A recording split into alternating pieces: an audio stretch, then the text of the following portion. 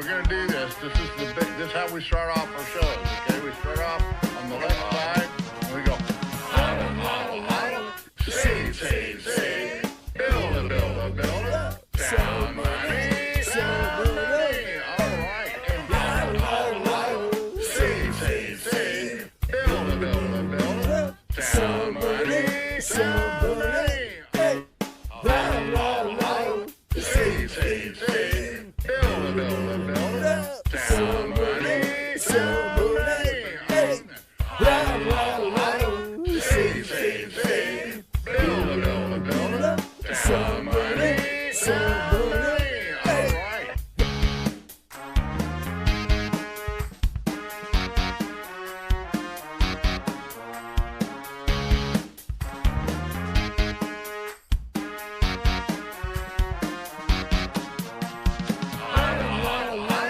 Save, save, save. Build a, build a, build a. Sound money, sound money.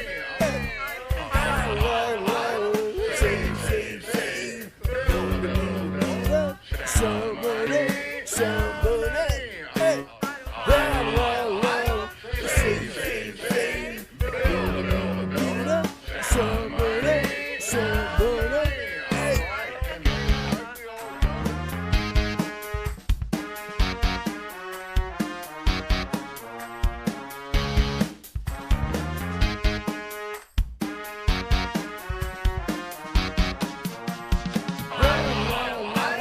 Save, save, save. Build a, build a, build a. Sound money, sound money.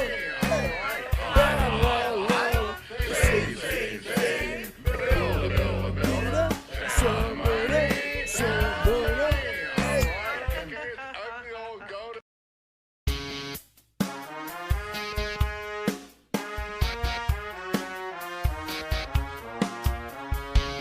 We're gonna do this. This is how we start off our shows. Okay, we start off on the left side and we go. Save, save, save. Build a, build a, build a. Sound money, sound money. All right. Save, save, save. Build a, build a, build a. Sound money, sound money. Hey. Save, save, save. Build a, build a, build a. Sound money, sound money. Hey. Save, save, save. Build a, build a, build a. Sound money, sound money.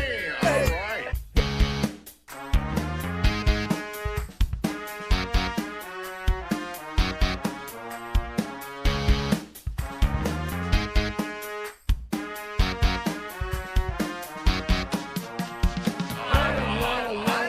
Save, save, save. Build a, build a, build a. Sound money, sound money. Hey. Save, save, save. Build a, build a, build a. Sound money, sound money. Hey. Save, save, save. Build a, build a, build a. Sound money, sound money. Hey.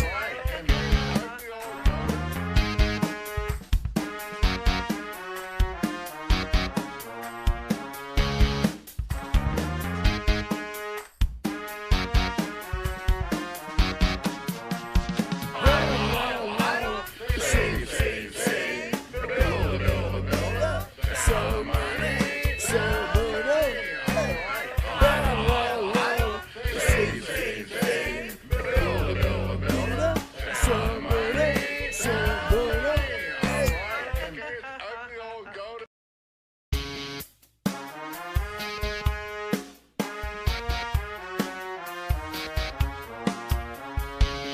We're gonna do this. This is how we start off our shows. Okay, we start off on the left side and we go. Save, save, save. Build a, build a, build a. Sound money, sound money. All right. Save, save, save. Build a, build a, build a. Sound money, sound money. Hey. Save, save, save. Build a, build a, build a. Sound money, sound money. Hey. Save, save.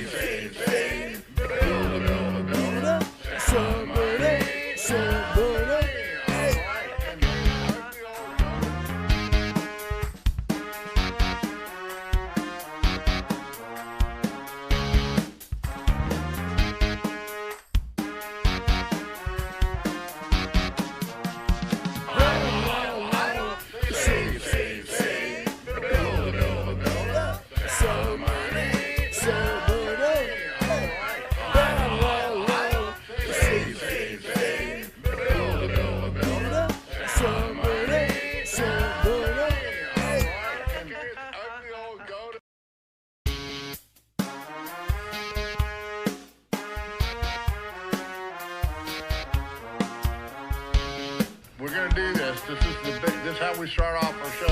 Okay, we start off on the left side, and we go. Hodl, hodl, hodl. Save, save, save. Build a, build a, build a. Sound money, sound money. All right. And hodl, hodl, hodl. Save, save, save. Build a, build a, build a. Sound money, sound money. Hey. Hodl, hodl, hodl. Save, save, save. Build a, build a, build a. Sound money, sound money. Hey. Hodl, hodl, hodl. Save, save, save. Build a, build a, build a. Sound money, sound money. All right.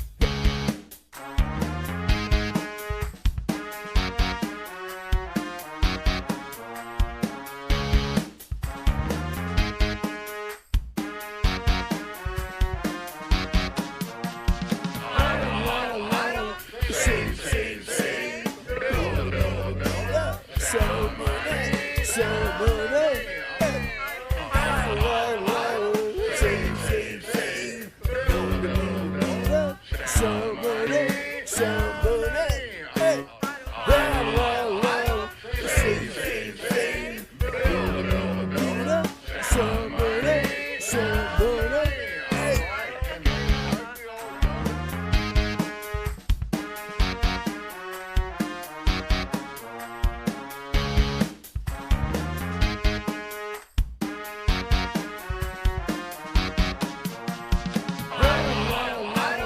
Save, save, save. Build a, build a, build a. Sound money, sound money.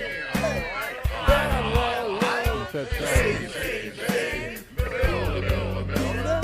Sound money, sound money. Yep. Hodl, hodl, hodl. Save, save, save. Build a, build a, build a. Sound money, sound money. It's Ugly Old Goat here. Sorry I'm a little bit late. We were planning on having an extensive show with Dave Matherly here, but he could not make it. So I'm going to have to hopefully have two artists next week. And I want to do a thorough show on these Bitcoin artists and how they're using NFTs. Again, I don't think much of NFTs, particularly if there's not a hard asset behind it. But if you're an artist anyway and you're doing hard artwork, then yeah, an NFT would make sense to show, yeah, this NFT comes with the original piece of art. But we're going to save that for next week. Instead, we're going to talk about Bitcoin in this unprecedented gap. There's a picture of it, guys. And where's the second picture? Okay. Okay. There it is before, and there it is after. And now we're going to go into the charts. Just close this. All right. And, okay. Whoops. And I want to go into, let's go look at Bitcoin first. Okay, guys. This is the, oh, this is not. This is the stock. Which one is, okay. This is it. All right. Here's the Bitcoin. Here's what we did. Okay. Now, this is, the perpetual BitMEX Bitcoin, and we've spiked now. We've reversed. You know, it looks like a major reversal day. However, you know, and let's look at the Chicago Merc, because this is the one that I was still looking at. All right, this is, oh, that's SPX. There it is. Okay, this is the BTC1. This is the one I want to look at. We still have this big gap here, guys. And I know everybody was bullish up in here. I don't know of anybody that said, sell Bitcoin at 70K. I missed it if anybody said it, because everybody was bullish in here. Now, I was somewhat bearish until we turn it around, and I was a member of the same club, and that's how Bitcoin can fool you. But here we are. We did, you know, 70. We peaked. We barely hit 70,000, and we reversed ever since and went basically straight down for over $20,000 on a spike. Now here's what you've got, and again, this is confusing because if you look at the Chicago Merc, it's almost like a completely different market from the 24-hour, 7-day-a-week Bitcoin, and that's the problem that you have right now. You know, which is fine. You have more markets. It's great to have the liquidity, but as far as TA is concerned, I mean, what chart do you want to trade off of? And so it's just that, in my estimation, this looks a whole lot different than this. And here, you know, now we'll have to see where we finish out this week. The week doesn't finish until Sunday, but you know, everybody's getting bullish again. You know, people say, well, they weathered the storm. If you weathered the storm, you know, I know people that have caught say, well, now you can, you know, put your stop below this point or that point. And you know, I get it. I guess you do, but you know, I guess if you suffered through this and now you're you know, what do you do? Are you looking just to break even? Do you sell it next week? We've taken out the 2-week low. If we take out last week's highs, do you sell it? That's why market, you can't trade these charts, guys. You have to trade your equity. That's the whole thing that we need to do. Now, I've also looked at the other markets because they are kind of all in step. And here's the stock market, and you know, it just looked like trash. I mean, this is the daily, and here's your weekly.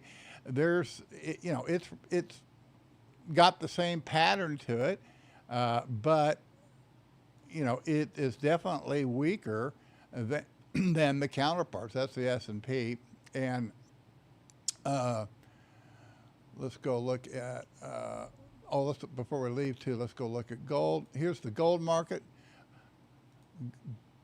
Okay, gold is a store of value, guys. Okay, now it's not cash. It never has been cash. Gold substitutes have been cash in the past, and they aren't now. I guess there are some digital kind of ways to trade gold now. So in that sense, maybe we can develop a gold cash. But this gold market is it's the only market really that to me is impressive.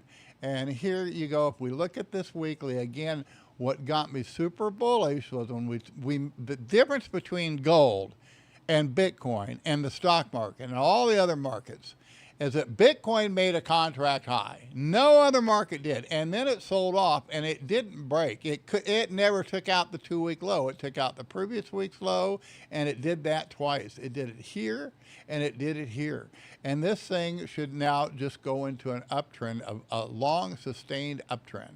And the only market that meets all of the fundamentals, you want to look at fundamentals. You want to look, first of all, you want to look at money management. So basically, you can be buying gold in here and you risk these lows. If you buy gold in here, it's about 24, 26. It should not take out this low, which is 23.64. So you have a very low risk buying opportunity in gold, which I think is clear cut. And you're not going to get anything more classic or easy than this, okay? Now, there was an article here I was going to pull up. Let's go look. There's the basis rate. Again, we broke this basis, which you should do. Whoops. And it's rising back up here with the market, and that's normal. And we want to look, let's take a quick look at the Season X is the first one. this one? Yeah. Oh, this one, yeah. Here's your seasonal, guys. And so this is one reason I'm not looking for a instant reversal. We can hang down here for a while, and we can also make new lows.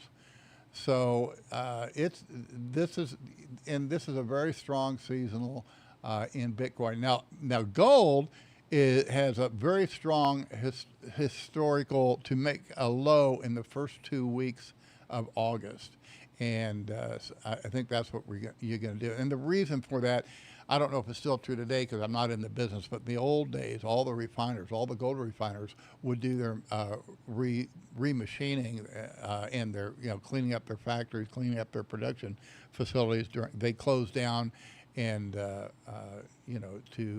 to clean the plant, clean the machines, and do basic maintenance. So they were doing basically little or no work during the first 2 weeks of August, and so that was a time when the markets just kind of dropped down for lack of inactivity. But that seasonal seems to still be holding up. Okay, let's go look at. What else do I have? All right. What else did we put on here? Oh, this article. Okay. I just thought I'd pull this up because I know the CEO of this company. It's Ben Gagnon. He's a really good guy, and the mining. I talked to him when he didn't know anything about hedging and didn't see any reason to do it. Whoops. And now he's learned the reason. And I think probably because of his hedging strategies, they did not lose as much as most of the other miners did. And I pulled up their stock just so we could look at it, and it has followed. Oh, this is the Japanese market. Okay, we don't need to look at that. They're saying this is leading the S&P, but I don't think it is. I think the S&P is where the money's at. I'm going to close this out, and we'll do it later. Yeah, leave. And all right. Oh, this is Michael Saylor's stock, and so yeah, MicroStrategy, and it's done the same thing. Now, if you look. It's not acting as good as Bitcoin. Now remember, the stock market is like the Merc. It's not trading 24/7. So you have the same situation that you have in Bitcoin on the Chicago Merc, where you have 3 weeks of trading activity. And people that bought into this thing, they're really sucking hind's hit now. And they're deciding, well, what do I do? And now it's rallied up. Is this a bear market rally meant to be sold? Well, it could be. It's just there's no way of knowing this thing. And again, there's probably analysts that are better than I am at this, but I've never seen in my memory where you have 3 weeks of trading just isolated like that. Now, I think we'll eventually go up and exceed it, but this in the short run, this thing can go down quite a bit more. And if you look, so that's what you have to be concerned about. And also, I think we pulled up this. I pulled up Gagnon's stock. Where's that one? This. Oh, all right. This is the Bitcoin mining stock, and this is worthwhile looking, I think. Let's go look at you can see the whole history of the stock, and when they went public. And when we were up in here, they just couldn't foresee Bitcoin going down at all. They had no idea. When I was screaming at Ben, I said, Ben, why aren't you hedging? Oh, we don't need to because, we make money unless it gets down to here, And so he learned quickly at Tone-Based Financial why markets are created. Markets are created for hedgers. And now you have, to me, the Bitcoin mining actually looks a lot stronger than Michael Saylor's stock and also Bitcoin. If you look here, it never had that 3 weeks gap of trading, which I think is significant. And so this might be the key to the whole bailiwick. Of all the things right now that I'll be looking at, it looks like the mining stock is going to outperform Michael Saylor's stock and Bitcoin itself. And again, Bitcoin's in a mixed bag because most of the markets are 24/7, but the Merc has left that 3 week reversal. And so did Michael Saylor's stock. But notice this didn't, and this is not trading 24/7. So the very fact that it had, let's make sure, yeah, this is the weekly. Here's your 3 weeks, and it was an orderly sell-off all the way down here. And of course, they were expecting to show a loss, and then it showed up as a much less loss than they thought. So in my mind, these Bitcoin mining stocks are probably stronger than everything else. So this is an interesting article to read. It's on whoops. It's on the block, and I kind of can, if you're going to get into mining stock, I kind of recommend Farms simply because I know the ownership, and he's a good guy, very sound young guy, and I think that if mining's going to work, it's going to work under his leadership. All right, and let's see. This is your seasonal again. What else did I want to look at? I had some. Oh, guys. Matthew Crowder comes up with some really good stuff, and I just happened to check this. I want to recommend this because he did an about face, and he talks about this, the whole thing about the U.S. Strategic Bitcoin Reserve, and he's reversed his position. He doesn't think it should be done at all, and particularly in the form of legislation that it is.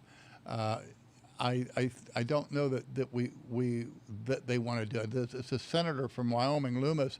She introduced this bill where they're supposed to buy so much. We'll listen to it here. Did I just turn this on? Yeah, turn it on, and then hit the play button. Okay.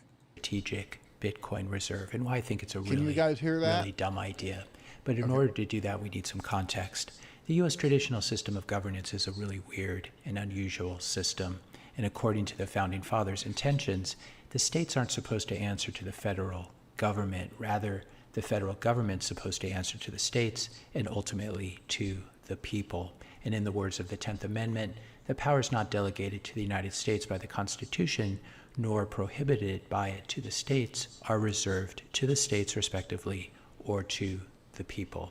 In the 234 years since the Constitution was ratified, the U.S. federal government has devolved into a monstrosity that's controlled by the big tech lobby, the big pharma lobby, the endless wars lobby, and it's presided over by thousands of petty, tyrant government bureaucrats and permanent civil servants who are almost impossible to fire, no matter who is president, and who spend most of their time focused on doing things that expand their little fiefdoms, rather than focusing on what is good for the country in the long term.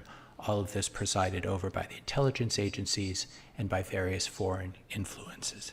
So the U.S. federal government has really evolved into one nasty, nasty beast. And I'd personally like to see it slowly defunded and disbanded and return to something closer to what the federal government looked like in the early days of our history. And it's this context that I want to highlight today as we consider the formation of a national Bitcoin stockpile. This was talked about at the Nashville Bitcoin conference, both by President Trump and by Senator Cynthia Lummis. This proposal to set up a U.S. national strategic Bitcoin reserve has received almost universal approval from the U.S. Bitcoiner community, as far as I can tell, and it's an idea that I myself advocated for many years ago. So this was a couple years ago, 2 years ago, I talked about how it was time for the U.S. to buy Bitcoin and set up something equivalent to Fort Knox for gold, but call it Fort Nakamoto. Today I want to go on the record stating that I've changed my mind. I now think it's a terrible idea. The formation of a Bitcoin strategic reserve will certainly pump our bags, but I think it's still a terrible idea simply because of this. My goal is to defund the swamp, not to set up a multi-generation. Years ago, I wrote an article about Bitcoin or gold socialism because Murray Rothbard always proposed that the government should be locked into 100% gold standard. He never understood sound commercial banking or self-liquidating commercial paper. And he built a whole system based on this idea of 100% backing, which is really just a warehousing operation. And the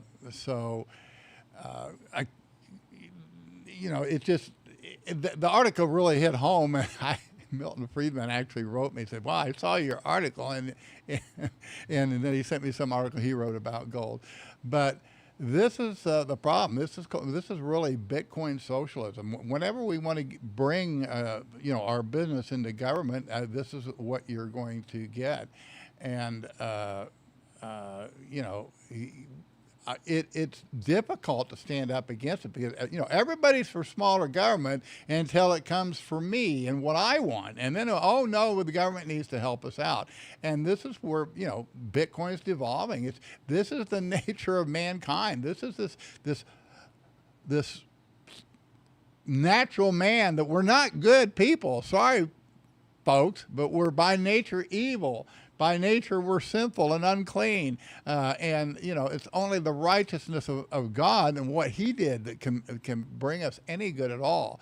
And I have no doubt that these people have wonderful intentions, but this will lead to more harm than good. Operational trust fund in the form of a Bitcoin strategic reserve for the swamp. If you're enjoying this video so far, I just ask you to help to support the channel. Click the subscribe button, leave a like, leave a comment, and share this video with your friends. All right, well, we're done with that, guys. We'll leave a link on here. I would recommend you listen to this. I think I was of the same opinion. Now we all already have done damage. The government has seized a lot of Bitcoin, and so what do they do with it? Well, I actually did a poll. Will Biden, because he knows Trump wants to save it as a stockpile, make it into a stockpile, will Biden sell it before the election just to spot him, or before he leaves office just to spot him? That's a very real possibility. And I think everybody saw it. It was about 50-50. I think about 52 or 53% thought that he would, and the 48, 49, 47 thought that he wouldn't. But this is the problem that you have when you have government into money. And of course, now Matthew Crater's solution is, yes, you should build reserves, but the reserves should be it's the states that should do it. And even more so, it should be your local tribes, local communities, your city governments, your county governments, or if you have a tribe or a group. Yes, this is how you put yourself on the Bitcoin standard, that you hold it as a standard. Just another funny thing that I was thinking too is this whole thing of a Bitcoin reserve. When we had for years, and I don't know how it was ever resolved, but for years Ron Paul was asking for a gold audit. There was always, and in fact, I don't think it ever got resolved. There's a question where any gold was really being held by the United States government. Now I notice they put out monthly reports, say, yeah, this is the gold that we have now. And it doesn't seem to be a really major point of contention. But this is the other problem that you're going to have with federal government. Not your keys, not your Bitcoin. Well, if the government has the keys, it's not quote this nebulous government. It's going to be certain individuals. Who are those individuals? What is the protocol? Now, maybe such a system can be set up, but why would you want to? As far as a national government goes, if we really need a strategic reserve as a nation, then that need should be evident to people that already have Bitcoin, and those people should voluntarily say, yes, I see my nation needs some Bitcoin, and let me help you out. But it shouldn't be a forced type of a thing. And so I think this is, I think what we're seeing too much of, and again, some of the most prominent advocates of Bitcoin are really turning into Bitcoin crony capitalists, and it doesn't speak well. It just doesn't speak well. It's really hard for you to defend free market money, to free banking, and then have these types of proposals. It's kind of you're two-faced, and you're speaking out of both sides of your mouth, and nobody wants to call it like it is, and it's just a temptation that we all want to do. Make Bitcoin legal tender. Well, I don't know that that's the wise thing to do. It will evolve on its own. It is evolving on its own. And I think we're getting in the way of it more than we're helping. All right, well, that's it for this week. Again, the key here is, is this 3-week island reversal going to just kill the market for a while? And I think it's very, very possible that it will. Again, the seasonal is we should make our low between August 1st the middle of September, and maybe we already did it. Maybe, touching that 70,000 and then breaking it under 50,000. Maybe that's all we need. I know that we're living in some very, very trying times and exciting times, and I'm under more duress now than I've been in a long time, and it promises not to get much better or any better. Again, we have this election coming up, and I don't think it's, again, Trump's never been my hero until he became president. And then for the first time, I really enjoyed the sparring that he did, the way that he could stand up to the establishment and be his own man. And it is iconic, his assassination attempt, and the way, it's that kind of spirit, that kind of a leadership that you need, and not what we have. It also can get us in a lot of trouble, but we'll just, you got to play the cards you're dealt, and right now we're dealt the cards of Donald Trump and Kamala Harris. And frankly, like I said, I was never a supporter of Donald Trump until he became president. And then when I saw the way that, he stood up to the press and all that he's gone through, since the 2020 the 2020 election, and my biggest concern is if you have another questionable election like you had in 2020, which it was evidently just corrupt as could be. If that happens again, then I think that'll be it for the United States, because I think that it will be a division so deep that we're not going to be able to recover from it, short of a civil war, which I don't wish on any nation, and hopefully we don't go there, and so we'll just have to see.